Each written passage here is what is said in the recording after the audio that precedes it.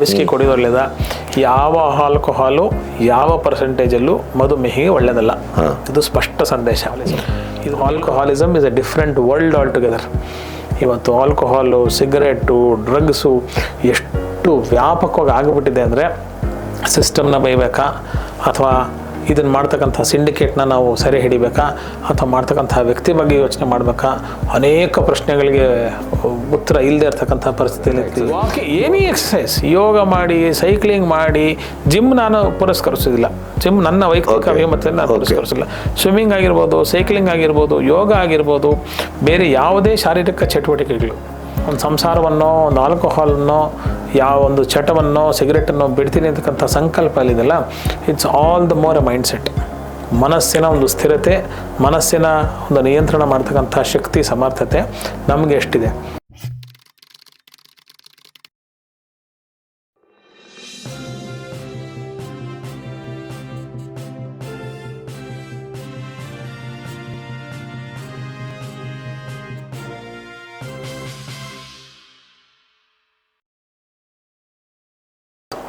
ಈಗ ನೀವು ಮಧ್ಯದಲ್ಲಿ ಒಂದು ಮಾತು ಹೇಳಿದ್ರಿ, ಆಲ್ಕೋಹಾಲ್ ಅಂತ ಒಂದು ಶಬ್ದ ಬಂತು. ಹಾಗಾದ್ರೆ ಮನುಷ್ಯ, ಈಗ ಎಷ್ಟೋ ಜನ ಡಾಕ್ಟರ್ ಹೇಳ್ತಾರೆ ಲಿಮಿಟೆಡ್ ಆಗಿ. What is the limit? ಅಲ್ಲೇ ಪ್ರಶ್ನೆ. ಏನದು? ಆನೆ ಬಾರ, ಇರುವೆ ಬಾರ. ಹೌದು. What is the limit? Beer ಕುಡಿಯೋದು ಒಳ್ಳೇದಾ? ಕುಡಿಯೋದು ಒಳ್ಳೇದಾ? ವಿಸ್ಕಿ ಕುಡಿಯೋದು ಒಳ್ಳೇದಾ? ಯಾವ ಆಲ್ಕೋಹಾಲು ಯಾವ ಪರ್ಸೆಂಟೇಜಲ್ಲೂ ಮಧುಮೇಹಿಗೆ ಒಳ್ಳೇದಲ್ಲ. ಇದು ಸ್ಪಷ್ಟ ಸಂದೇಶ. ಇದ್ರ ಮೇಲೂ ನಂಗೆ ಅಭ್ಯಾಸ ಇದೆ ಅಂದರೆ ದಯವಿಟ್ಟು ಅಭ್ಯಾಸ ಕಮ್ಮಿ ಮಾಡ್ಕೊಳ್ಳಿ. ಪ್ರಮಾಣ ಜಾಸ್ತಿ ಇದೆ ಅಂದರೆ ಪ್ರಮಾಣ ಕಮ್ಮಿ ಮಾಡ್ಕೊಳ್ಳಿ. ಸ್ಪೇಸಿಂಗ್ನ ಜಾಸ್ತಿ ಮಾಡಿ. ಪ್ರತಿನಿತ್ಯ ತೊಗೊಳ್ಳೋ ವಾರಕ್ಕೊಂದ್ಸಲಿ ಬಿಡಕ್ಕೆ ದಾರಿ ಹೇಳ್ತಾ ಇರೋದು, ಅಂದರೆ ಆಲ್ಟರ್ನೇಟಿವ್ ಹೇಳ್ತಾ ಇಲ್ಲ ನಾನು. ಟೇಪ್ರಿಂಗ್ ಡೋಸು ಬಿಡಕ್ಕೆ ಐಡಿಯಾ ಹೇಳ್ತಾ ಇದ್ದೀನಿ ಹೊರತು ಬೀರ್ ಬದಲಿ ವಿಸ್ಕಿ ತೊಗೊಳ್ಳಿ, ವಿಸ್ಕಿ ಬದಲಿ ರಮ್ ತೊಗೊಳ್ಳಿ ಅನ್ನೋ ಮಾರ್ಗದರ್ಶನ ಕೊಡ್ಲಿಕ್ಕೆ ನಾನು ಇಲ್ಲಿ ಮಾಧ್ಯಮದಲ್ಲಿ ಕೂತಿಲ್ಲ. ಪ್ರತಿನಿತ್ಯ ತೊಗೊಳ್ತಾ ಇದ್ದರು ವಾರಕ್ಕೆ 1-2 ಸಲಕ್ಕೆ ಸೀಮಿತ ಆಗಿ ಮುಂದಿನ ತಿಂಗಳಲ್ಲಿ ಸಂಕಲ್ಪ ಮಾಡ್ಕೊಳ್ಳಿ. ದೊಡ್ಡ ನ್ಯೂ ಇಯರ್ ರೆಸಲ್ಯೂಷನ್ಸ್ ಎಲ್ಲ ಮಾಡ್ತೀವಲ್ಲ, ನಾನು ನೆಕ್ಸ್ಟ್ ಇಯರ್ ಹಾಗೆ ಮಾಡ್ತೀನಿ, ನಾನು ನೆಕ್ಸ್ಟ್ ಇಯರಿಂದ ಹೇಗೆ ಮಾಡ್ತೀನಿ, 10,000 ಜನಕ್ಕೆ ಊಟ ಹಾಕ್ತೀನಿ, ಏನೇನೋ ರೆಸಲ್ಯೂಷನ್ಸ್, ಎಷ್ಟು ನಿಜ ಎಷ್ಟು ಸುಳ್ಳು ಬೇರೆ. ಈ ಸಂಕಲ್ಪ ದೃಢೀಕರಣ ಆಗಬೇಕು ಅಂದಾಗ ಪ್ರತಿನಿತ್ಯ ತೊಗೊಳ್ಳೋನು ವಾರಕ್ಕೆ ಒಂದೇ ಸಲ. ಖುಷಿಯಾದರೂ ಕುಡಿತೀನಿ, ದುಃಖ ಆದರೂ ಕುಡಿತೀನಿ ನೋ. ವಾರಕ್ಕೆ ಒಂದ್ಸಲಿ, ಅದು ಮುಂದೆ 15 ದಿವಸಕ್ಕೆ ಒಂದ್ಸಲಿ. ಚಟ ಆಗಬಾರ್ದು ಅಂದರೆ ನೆಕ್ಸ್ಟ್ ತಿಂಗ್ಳಿಗೆ ಒಂದೇ ಸಲ. ಅದಾದಮೇಲೆ ಯಾವತ್ತೋ ವರ್ಷಕ್ಕೋ 2 ವರ್ಷಕ್ಕೋ ಒಂದ್ಸಲಿ ಯಾವುದೋ ಫ್ರೆಂಡೋ, ಅಮೇರಿಕಾನೋ, ಆಸ್ಟ್ರೇಲಿಯಾನೋ ಬಂದ, ಸಿಂಗಾಪುರ್ ಬಂದ ಭೇಟಿ ಮಾಡಿದಾಗ ಇಷ್ಟು, ಅಷ್ಟಲ್ಲ, ಅಷ್ಟಿಂದ ಇಷ್ಟನ್ನು ಮಾಡಿ ಇವತ್ತು ನಾನು ಹುಟ್ಟಿದಬ್ಬ 3 ತಿಂಗಳಿಂದ ಸಂಕಲ್ಪ ಮಾಡಿ ಕಡಿಮೆ ಮಾಡಿದ್ದೇನೆ. ಇವತ್ತಿಂದ ನಾನು ಆರೋಗ್ಯವಾಗಿ ಸಾಯಬೇಕು, ಬದುಕಿರುವಷ್ಟು ದಿವಸ ಆರೋಗ್ಯವಾಗಿ ಬದುಕಬೇಕು. 2 ಉದ್ದೇಶ. ಅನಾಯಾಸೇನ ಮರಣಂ ವಿನಾ ದೈನ್ಯೇನ ಜೀವನಂ.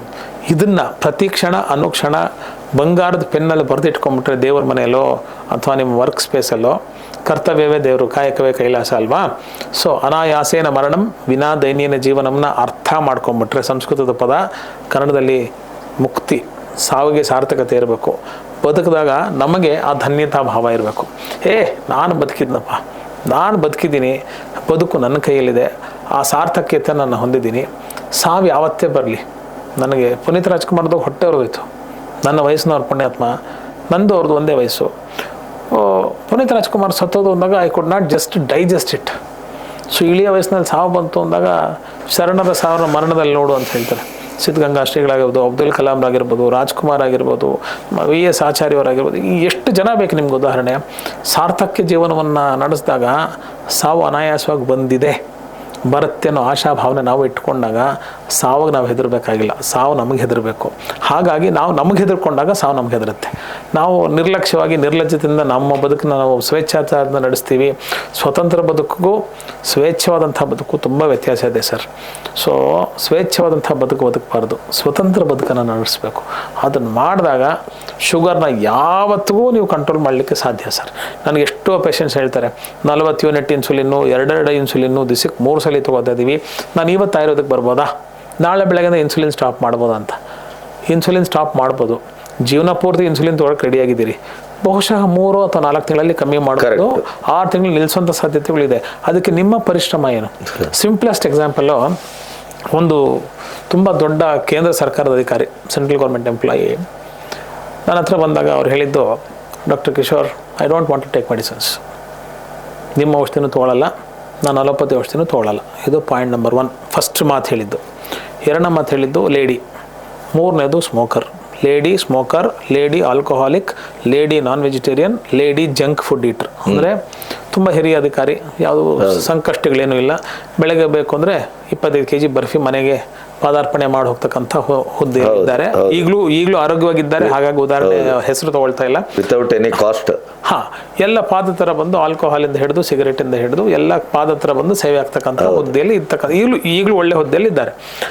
ಅವ್ರ ಸಂಕಲ್ಪ ಹೇಗಿತ್ತು ಅಂದರೆ, ಡಾಕ್ಟರ್ ಕಿಶೋರ್, ನಾನು ಔಷಧಿ ತೊಗೊಳ್ಳಲ್ಲ. Point number 1.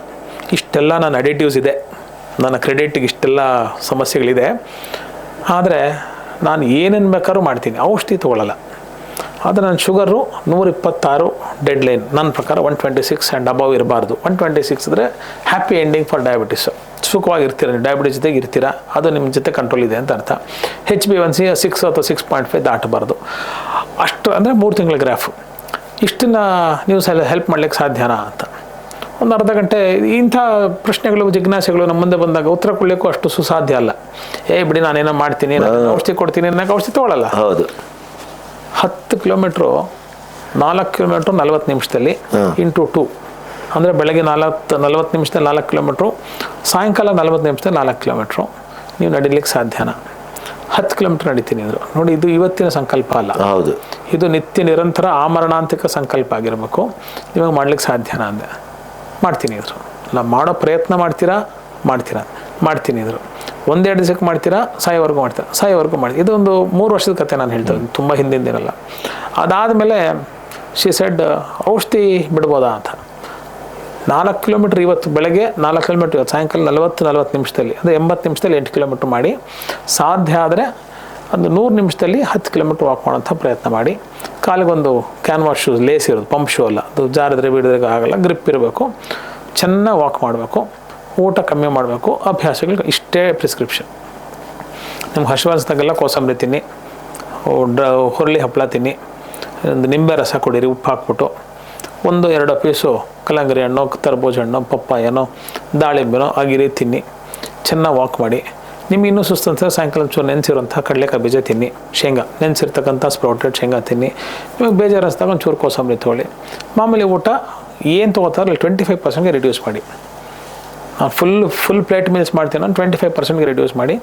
ಇಷ್ಟು ಮಾಡಿಬಿಟ್ಟು, ಇಷ್ಟು ನಿಜವಾಗ್ಲೂ ನೀವು ಮಾಡ್ತೀನಿ ಹಂಗಿದ್ರೆ ನನ್ನ ಪ್ರಯತ್ನ ಇದೆ ಅಂತ. ಸರ್, ಸ್ವೇರ್ ಆನ್ ಗಾಡ್, ಯಾವುದೇ ಉತ್ಪ್ರೇಕ್ಷೆ ಇಲ್ಲ. 1 ತಿಂಗಳಲ್ಲಿ 575 ಫಾಸ್ಟಿಂಗ್ ಇದ್ದಿದ್ದು, PPBS ಅಲ್ಲ. ಊಟ ಆದಮೇಲೆ ಇನ್ನೂ ಜಾಸ್ತಿ ಇತ್ತು. ಫಾಸ್ಟಿಂಗಲ್ಲಿ 575 ಇದ್ದು, it came to 240. No medications. ನಾನೇನು ಹೆಚ್ಚುಗಾರಿಕೆ ಏನೋ ಡಾಕ್ಟರ್ ಕಿಶೋರ್ 25 ವರ್ಷದ ವೈದ್ಯ ಪ್ರಿಸ್ಕ್ರಿಪ್ಷನ್ ಕೊಟ್ಟು ಕಮ್ಮಿ ಮಾಡಿದೆ ಅಂತ ನಾನು ಹೇಳ್ತಾ ಇಲ್ಲ. 10 ಕಿಲೋಮೀಟ್ರ್ ವಾಕಿಂಗ್ ಒಂದು ಸಂಕಲ್ಪ. 10 ಕಿಲೋಮೀಟ್ರ್ ವಾಕಿಂಗ್ ಸಂಕಲ್ಪ 30 ದಿವಸ ಮಾಡಿದ್ರಿಂದ ಹಿಂಗೆ ಗ್ರಾಫ್ 4.25 kg ತೂಕ ಕಮ್ಮಿ. 1 ತಿಂಗಳಲ್ಲಿ 4.25 kg ನೀವು ಮಾಡಿ ನೋಡೋಣ. ನನಗಾಗೋದಿಲ್ಲ. But for therapies, panchakarma support system ಇಲ್ಲ ಅಂದರೆ ಸುಮ್ಮನೆ ಹಾಗೆ ಡಯಟ್ ಮಾಡಿ ತಿಂಗಳು 4.25 kg ಅಂದರೆ ದಿವಸಕ್ಕೆ 150 ಗ್ರಾಮ್ ಮಾಡ್ಲಿಕ್ಕೆ ಸಾಧ್ಯ ಇದೆ. 10 ಗ್ರಾಮ್ ಇಳಿಯೋದಿಲ್ಲ ದಿವಸಕ್ಕೆ. ಊಟ ಬಿಟ್ಟರು ಕೂಡ ಅನ್ನ ಹಜಾರೆ ಥರ ನಾವು ಉಪವಾಸ ಕೂತ್ಕೊಂಡ್ರು 10-20 ಗ್ರಾಮ್ ಇಳಿಲಿಕ್ಕೆ ಸಾಧ್ಯ ಇಲ್ಲ. 100 ಗ್ರಾಮ್ ಇಳಿದ್ರೆ ದೊಡ್ಡ ಸಾಧನೆ ಅಂತ ಕರಿತೀವಿ. ಟ್ರೀಟ್ಮೆಂಟಲ್ಲಿ 200 ಗ್ರಾಮ್ ಇಳಿಸಿದ್ರೆ ನಮ್ಮ ಹೆಗ್ಗಳಿಕೆ ಅಂತ ಹೇಳ್ಕೊತೀವಿ. 450 ಗ್ರಾಮ್ ಪರ್ ಡೇ ಹಾಗೆ ಇಳಿಸಿ from 134 kgs she came to 84. HbA1c from 5 from 585 came to around 200 plus. HbA1c 15-16 ಇದ್ದು it came to 10, and in a span of 5 months 5 ತಿಂಗಳಲ್ಲಿ ನೋ ಮೆಡಿಕೇಶನ್, ನೋ ಮಾತ್ರೆಗಳು, ಆಯುರ್ವೇದ ಅಲ್ಲ, no medications of any sort. Allopathy, homeopathy, naturopathy, ಎಲ್ಲ ಪತಿಗಳನ್ನು, ಆಯುರ್ವೇದ ಎಲ್ಲವನ್ನು ದೂರ ಇಟ್ಟು ನಾನು ಮಾನಸ ಸ್ಟ್ರೆಸ್ಸು, ಉನ್ನತ ಹುದ್ದೆಯ ಅಧಿಕಾರಿ ಅಂತ ನಾನು ಹೇಳಿದೆ. ಬೆರ್ರಿ ಸ್ಟ್ರೆಸ್ಸು ಇಲ್ಲ ಡಾಕ್ಟರ್ ಕಿಶೋರ್. 5 ಗಂಟೆಗೆ ನಾನು ಬೆಳಗ್ಗೆ ಗೆದ್ದರೆ ತಣ್ಣೀರು ಸ್ನಾನ ಮಾಡ್ತೀನಿ, ಯೋಗ ಮಾಡ್ತೀನಿ, ನನ್ನ ಧ್ಯಾನ ಪ್ರಾಣಾಯಾಮಗಳು ಮಾಡ್ತೀನಿ. 10 ಕಿಲೋಮೀಟ್ರ್ ಬೆಳಗ್ಗೆ 5, ಸಾಯಂಕಾಲ 5 ಕಿಲೋಮೀಟ್ರ್ ಒಂದು ನಾಯಿ ಬೇರೆ ಇಟ್ಕೊಂಡಿದ್ದೀನಿ ನಡ್ಕೊಂಡು, ಅದಕ್ಕೂ ವ್ಯವಸ್ಥೆ ಮಾಡಿ ವಾಪಸ್ ಕಾರಲ್ಲಿ ಹೋಗಲಿಕ್ಕೆ ನಾನು ನಡ್ಕೊಂಡು ಬರ್ತೇನೆ. ಹೀಗೆಲ್ಲ ಸಂಕಲ್ಪ ಮಾಡಿಕೊಂಡು ಇವತ್ತಿಗೂ 10 ಕಿಲೋಮೀಟ್ರ್ ನಡೀತಾರಕ್ಕೆ, ಇವತ್ತಿಗೂ 10 ಕಿಲೋಮೀಟ್ರ್ ನಡೀತಾರೆ. ವ್ಯಸನಗಳಿಂದ ದೂರ ಆದರು. ಗೋಬಿ ಮಂಚೂರಿಯಿಂದ ಹಿಡಿದು ಕಬಾಬ್ವರೆಗೂ ಎಲ್ಲವೂ ದೂರ ಆಯಿತು. ಸ್ವೀಟ್ಗಳು ದೂರ ಆಯಿತು ಅಂದರೆ ಬಿಟ್ಟಿದ್ದಲ್ಲ. ಇವತ್ತಿಗೂ ಸತ್ಯನಾರಾಯಣ ಪೂಜೆಗೆ, ಗೃಹ ಪ್ರವೇಶಕ್ಕೆ, ಹಬ್ಬಕ್ಕೆ, ಹುಟ್ಟುಹಬ್ಬಕ್ಕೆ 1-2 ಸ್ವೀಟ್ ಇವತ್ತಿಗೂ ಇದೆ. ಅದು ನನ್ನ ಮುಂದೆನೂ ಇದೆ, ನನ್ನ ಜೊತೆಗೂ ನಾನು ಅವ್ರ ಜೊತೆ ಬರ್ಫಿ ತಿಂದೋ ದಿನಗಳು ಇವತ್ತಿಗೂ ಇದೆ. ಆದರೆ ಶುಗರು 6 HbA1c ದಾಟಿಲ್ಲ. 125, 130 ಮೇಲೆ PPBS ಇವತ್ತು ದಾಟ್ತಾ ಇಲ್ಲ. ಅದು ಪೋಸ್ಟ್ ಪ್ಯಾಂಡಿಲ್ ಊಟ ಆದಮೇಲೆ ಅದಕ್ಕಿಂತ ಆರೋಗ್ಯದ ಸಾಧನೆ ಏನಿದೆ? ನಿಮ್ಗೆ ಕೂತ್ಕೊಂಡು ಭಾರತ ರತ್ನ ಕೊಡ್ತೀನಿ ಅಂದ್ರೂ ನನಗಷ್ಟು ಖುಷಿ ಆಗಲ್ಲ, ನನಗೆ ಆರೋಗ್ಯ ಸಾಧನೆ ಖುಷಿ ಆಗುತ್ತೆ. ಇನ್ನು ಬಳಲ್ತಾ ಇರ್ತಕ್ಕಂಥ ಪೇಷಂಟು ಆರೋಗ್ಯ ಸಾಧಕ ಇಂಥ ಒಂದು ಮೆಟಾಮಾರ್ಫಿಕ್ ಚೇಂಜನ್ನ ತಂದ್ಕೊಂಡಿದ್ದಾನೆ ಲೈಫಲ್ಲಿ, ತಾನು ಬದುಕೋದನ್ನ ಅನುಭವಿಸ್ತಾ ಇದ್ದಾನೆ, ಆಸ್ವಾದಿಸ್ತಾ ಇದ್ದಾನೆ. ಆಮೇಲೆ ತನ್ನ ಮೇಲೆ ಅವಲಂಬಿತವಾದಂತಹ ಕುಟುಂಬಕ್ಕೆ, ಪರಿಸರಕ್ಕೆ, ಪರ್ಯಾವರಣಕ್ಕೆ ಎಂಥ ಒಂದು ಸಂದೇಶ ಕೊಡ್ತಿದ್ದಾನೆ. ಇತ್ರಿ 585 ಇತ್ತು, ನಾನು ಬದುಕಿಲ್ವೇನ್ರಿ ಅಂತ ಒಂದು ಸಂದೇಶ ವಿತ್ ಎವಿಡೆನ್ಸ್ ಕೊಡೋದಿದೆಯಲ್ಲ, ಅದಕ್ಕಿಂತ ಒಂದು ಸಾರ್ಥಕ್ಯ ಮನೋಭಾವ ನಿಮ್ಗೆ ಏನು ಸಿಗ್ಲಿಕ್ಕೆ ಸಾಧ್ಯ? ವಾಕಿಂಗ್ ಅಷ್ಟೇ ಸಾಕಾಗತ್ತಾ? ಎನಿ ಎಕ್ಸಸೈಸ್, ಯೋಗ ಮಾಡಿ, ಸೈಕ್ಲಿಂಗ್ ಮಾಡಿ, ಜಿಮ್ ನಾನು ಪುರಸ್ಕರಿಸೋದಿಲ್ಲ, ಜಿಮ್ ನನ್ನ ವೈಯಕ್ತಿಕ ಅಭಿಮತದಲ್ಲಿ ನಾನು ಪುರಸ್ಕರಿಸಿಲ್ಲ.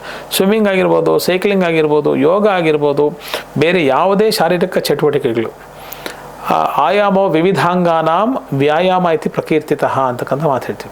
ಎಲ್ಲ ಅಂಗಾಂಗಗಳಿಗೆ ಪ್ರತಿನಿತ್ಯ ಒಂದು ಚಟುವಟಿಕೆ ಕೊಡಬೇಕು. ಕಣ್ಣಿನಿಂದ ಹಿಡಿದು, ಮೂಗಿನಿಂದ ಹಿಡಿದು, ಬಾಯಿಂದ ಹಿಡಿದು, ಕಿವಿಯಿಂದ. ಎಷ್ಟೋ ಜನ ಒಂದು ಕಿವಿಯನ್ನು ಮೊದಲನ್ನ ಹಿಂಗೆ ಮೂವ್ ಮಾಡ್ತಾರೆ, ನೀವು ನೋಡಿರ್ತೀರಿ. ನನಗೆ ನಿಮಗೆ ಅದು ಇನ್ನು 10 ವರ್ಷ ಪ್ರಯತ್ನ ಮಾಡಿದ್ರು ಆಗಲ್ಲ. ಆ ಅಭ್ಯಾಸಗಳನ್ನ ನಾವು ಶುರು ಮಾಡಿಕೊಂಡಾಗ ನನಗೆ, ನಿಮಗೆ, ನಮಗೆ, ನಮ್ಮೆಲ್ಲರಿಗೂ ಇದು ಸಾಧ್ಯ ಅಂತ ನಾವು ಪರಿಕಲ್ಪನೆಗೆ ಬಂದಾಗ ಯಶಸ್ಸು ಕಟ್ಟಿಟ್ಟ ಬುತ್ತಿ. ಈಗ ನೀವು ಡಯಾಬಿಟೀಸ್ನವರಿಗೆ ಆಲ್ಕೋಹಾಲ್ ಹೇಳಿದ್ರಿ, ಸಹಜವಾಗಿರೋರು ಆಲ್ಕೋಹಾಲನ್ನು ಲಿಮಿಟಲ್ಲಿ ತಗೊಳುತ್ತೆ ಒಳ್ಳೇದು ಅಂತಾರಲ್ಲ ಡಾಕ್ಟ್ರು? ಅದೇನಾಗಿದೆ, ಈಗ PUC SLC ಡಿಸ್ಟಿಂಕ್ಷನ್ ಬರೋದು ಸಾಮಾನ್ಯ ಅಂತ ಒಂದು ಕಾಲದಲ್ಲಿ ಇತ್ತು. ಇವಾಗ ಪಾಸ್ ಆದರೂ ಸಾಕಲ್ವಾ, PUC ಕಾಲೇಜಲ್ಲಿ ಏನು ಮಾರ್ಕ್ಸ್ ಕೇಳಲ್ಲ, SLC ಎಷ್ಟು ಬಂದರೂ ಏನು ಅಂತ ಒಂದು ಸ್ಯಾಚುರೇಷನ್ ಬಂದು ನಿಂತ್ಕೊಂಡ್ಬಿಟ್ಟಿದೆ. College quality may vary. ಒಂದು ಕಾಲದಲ್ಲಿ 90 ಬಂದ್ರೇ ಬುದ್ಧಿವಂತ, ಇಲ್ಲೊಂದು ದಡ್ಡ ಅಂತಿತ್ತು. ಇವತ್ತು ಹುಡುಗನ ಕೇಳಿ ನೋಡಿ, ಸರ್ ಏನು ಮಾಡಿದ್ರು PUCಗೆ ಅಷ್ಟೇ ಸರ್ ಅಡ್ಮಿಷನ್ ಮಾಡಬೇಕಾಗಿರೋದು, 90 ಬಂದರೂ ಅದೇ ಕಾಲೇಜು, ಅದೇ ಸ್ಕೂಲು, ಅದೇ ಯೂನಿಫಾರ್ಮ್, ಅದೇ ಮೇಸ್ಟ್ರು, 35 ಬಂದರೂ ನಮ್ಮ ಅಪ್ಪಗೊಂದು 2 ಲಕ್ಷ ರೂಪಾಯಿ ಖರ್ಚಾಗುತ್ತೆ ಅಷ್ಟೇ. ಈ ಥರದ ಸಂಕಲ್ಪಗಳಿಗೆ ನಾವು ಬಂದು ಕೂತ್ಕೊಂಡ್ಬಿಟ್ಟಾಗ ಪ್ರಶ್ನೆಗಳಿಗೆ ಉತ್ತರ ಇರಲಿಕ್ಕೆ ಸಾಧ್ಯ ಇಲ್ಲ. So alcohol to any person at any given point of time is not safe. But ಈಗ ಸುರಾಪಾನ is something different from your modified alcohol. ಸುಶ್ರುತಾಚಾರ್ಯರು ಅವಾಗೆಲ್ಲ ಸರ್ಜರಿ ಎಲ್ಲ ಮಾಡುವಾಗ ಅನಸ್ಥಿಸಿಯಾ ಇರಲಿಲ್ಲ. ಸೊ ಸಂಜ್ಞಾಸ್ಥಾಪಕ ಅಂದರೆ ಸ್ವಲ್ಪ ನಿಮ್ಮ ನೋವನ್ನು ಕಡಿಮೆ ಮಾಡಬೇಕು, ನಿಮ್ಮ ಸ್ಟ್ರೆಸ್ಸನ್ನು ಕಮ್ಮಿ ಮಾಡಬೇಕು. ಇಲ್ಲೇನೋ ಭುಜ ಕತ್ತರಿಸ್ಬಿಟ್ಟು ಶೋಲ್ಡರ್ ಸರ್ಜರಿ ಮಾಡ್ತಾ ಇದ್ದೀನಿ ನಾನು, ಹಾಗಾಗಿ ನೀವು ಆರಾಮಾಗಿ ಒಂದು ಒಳ್ಳೆ ರಾಜ್ಕುಮಾರದಲ್ಲಿ ಹೃದಯ ಇಲ್ಲದೆ ಇದೇನಿದು ನದಿಯೊಂದು ಓಡಿದೆ ಹಾಡು ಹಾಕ್ಬಿಟ್ಟು ಸರ್ಜರಿ ಮಾಡ್ತೀನಿ, ಹಾಗೆ ಮಾಡ್ಲಿಕ್ಕೆ ಸಾಧ್ಯ ಇಲ್ಲ. ಆವಾಗ ಏನು ಮಾಡ್ತಾಯಿದ್ರು, ಈ ಸುರಾಪಾನ ಅಂತ ಮಾಡೋರು. ಸುರಾಪಾನ ಅಂದ ತಕ್ಷಣ ನಿಮ್ಮ ಮೈ ಮರೆಸಿ ಒಂದು ಟ್ರಾನ್ಸ್ ಸ್ಟೇಟಿಗೆ ಒಂದು ಮೊಮೆಂಟ್ ಹೋಗ್ತಕ್ಕಂಥ ಒಂದು ವ್ಯವಸ್ಥೆ ಇತ್ತು.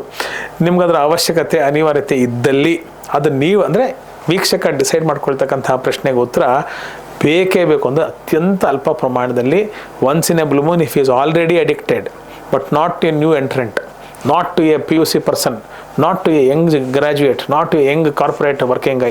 ನಾನು ಒಂಚೂರು ಕುಡಿತೀನಿ sir, social fantasy, peer pressure, ಆಮೇಲೆ ಸೋಷಿಯಲೈಸಿಂಗ್, ನೆಟ್ವರ್ಕಿಂಗ್.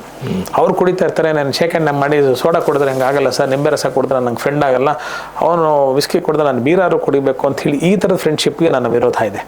ಸೊ ದಯವಿಟ್ಟು don't enter into the fold of alcoholism. Alcoholism is a different world all together.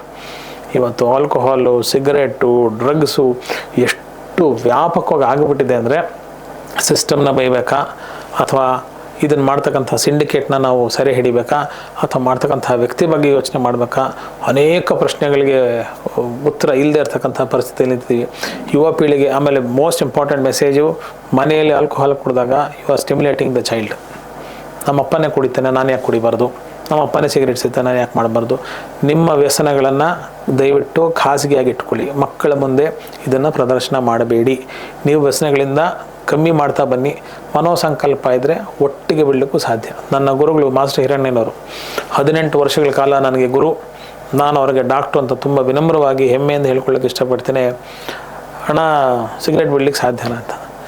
ನಾನು ಬಿಟ್ಟಿದ್ದೀನಿ, ಬಂದು ನನಗೆ ಹೇಳಿ ಡಾಕ್ಟ್ರಿನವರು. ಸಿಗರೇಟ್ ಬಿಟ್ಟು ಬದುಕಿದ್ರು. ಒಂದು ಕಾಲಕ್ಕೆ 80-100 ಸಿಗರೇಟ್ ಪ್ರತಿನಿತ್ಯ ಸೇರ್ತಕ್ಕಂಥ ಒಂದು ವ್ಯಕ್ತಿ ಬಿಟ್ಟು ಬದುಕ್ತಕ್ಕಂಥ ಎಷ್ಟು ಜನ ಉದಾಹರಣೆ ಬೇಕು. ಆಲ್ಕೋಹಾಲ್ ಬಿಟ್ಟು ಆರೋಗ್ಯವನ್ನು ವಾಪಸ್ಸು ಹೊಂದಿದ್ದೀನಿ. ಮೊನ್ನೆ ನಾನು ವಾರಣಾಸಿಗೆ ಹೋದಾಗ ಒಬ್ಬ ತುಂಬ ಹಿರಿಯ ಜೀವನ ಮಾತಾಡ್ತಾ ಇದ್ದೆ. ಅವ್ರು ತುಂಬ ಚೆನ್ನಾಗಿ ಮಕ್ಕ ನಡೆದವರು, ಅಲ್ಲಿ ಹೋಗಿ ಸೆಟ್ಲ್ ಆಗಿದ್ದಾರೆ. ಅವರು ನಾನು 35 ವರ್ಷ ಆಲ್ಕೋಹಾಲ್ ಕುಡಿದಿದ್ದೆ. ವಾರಣಾಸಿಗೆ ಬಂದೆ, ಸ್ನಾನ ಮಾಡೋಕ್ಕಿಂತ ಮುಂಚೆ ಸಂಕಲ್ಪ ಮಾಡಿದೆ ಆಲ್ಕೋಹಾಲ್ ಮುಟ್ಟಲ್ಲ ಅಂತ. ಸ್ನಾನ ಆದಮೇಲೆ ಸಂಕಲ್ಪ ಮಾಡಿದೆ ನಾನು ವಾಪಸ್ ಬೆಂಗಳೂರಿಗೆ ಹೋಗಲ್ಲ ಅಂತ. ಸೊ ನನಗಿರೋಷ್ಟು ದುಡ್ಡು ಸಾಕು, ಅದೆಲ್ಲ ಹೆಂಡತಿ ಮಕ್ಕಳಲ್ಲೇ ಬಿಟ್ಬಿಟ್ಟು ಚೆನ್ನಾಗಿ ನೋಡ್ಕೊಳ್ಳಿ ಅಂತ ನಾನು 6 ತಿಂಗಳಿಗೋ ವರ್ಷಕ್ಕೋ ಒಂದ್ಸಲಿ ಹೋಗ್ತೀನಿ. ಉಳ್ಕೆ ಟೈಮಲ್ಲಿ ನಾನು ಜೀವನ ನಡೆಸಿ. ಎಂಥ ಸಂಕಲ್ಪ! ಒಂದು ಸಂಸಾರವನ್ನು, ಒಂದು ಆಲ್ಕೋಹಾಲನ್ನು ಯಾವ ಒಂದು ಚಟವನ್ನು ಸಿಗರೆಟನ್ನು ಬಿಡ್ತೀನಿ ಅಂತಕ್ಕಂಥ ಸಂಕಲ್ಪ ಅಲ್ಲಿದೆಯಲ್ಲ, it's all the more a mindset. ಮನಸ್ಸಿನ ಒಂದು ಸ್ಥಿರತೆ, ಮನಸ್ಸಿನ ಒಂದು ನಿಯಂತ್ರಣ ಮಾಡ್ತಕ್ಕಂಥ ಶಕ್ತಿ, ಸಮರ್ಥತೆ ನಮಗೆ ಎಷ್ಟಿದೆ. ಚೆನ್ನಾಗಿ ಓದಲಿಲ್ಲ, ಕುಡಿ. ಪ್ರಮೋಷನ್ ಆಯಿತು, ಕುಡಿ. ಡಿಮೋಷನ್ ಆಯಿತು, ಕುಡಿ. ಕೆಲಸ ಬಿಟ್ಟೆ, ಕುಡಿ. ಲವ್ ಫೇಲ್ಯೂರ್ ಆಯಿತು, ಕುಡಿ. ಹೊಸ ಗರ್ಲ್ ಫ್ರೆಂಡ್ ಸಿಕ್ಕಿದ್ಲು, ಕುಡಿ. ಮದುವೆ ಆಯಿತು, ಬ್ಯಾಚುಲರ್ಸ್ ಪಾರ್ಟಿ ಮಾಡಿದ್ವಿ. ಇದು ಕುಡಿಯೋಕ್ಕೆ ಕಾರಣಗಳು ಬೇಕೇ ಹೊರತು ಕುಡಿದೇ ಇರೋಕ್ಕೆ ಒಂದೇ ಕಾರಣ, ನಾನು ಕುಡಿಯಲ್ಲ ಅನ್ನೋ ಒಂದೇ ತೀರ್ಮಾನ ನಿಮ್ಮ ಬದುಕನ್ನು ಇನ್ನೊಂದು ದಿಕ್ಕಿಗೆ ಸಕಾರಾತ್ಮಕವಾದಂಥ ರೀತಿಯಲ್ಲಿ ತಗೊಂಡು ಹೋಗಲಿಕ್ಕೆ ಸುಸಾಧ್ಯ ಮತ್ತು ಎಲ್ಲರಿಗೂ ಸಾಧ್ಯ.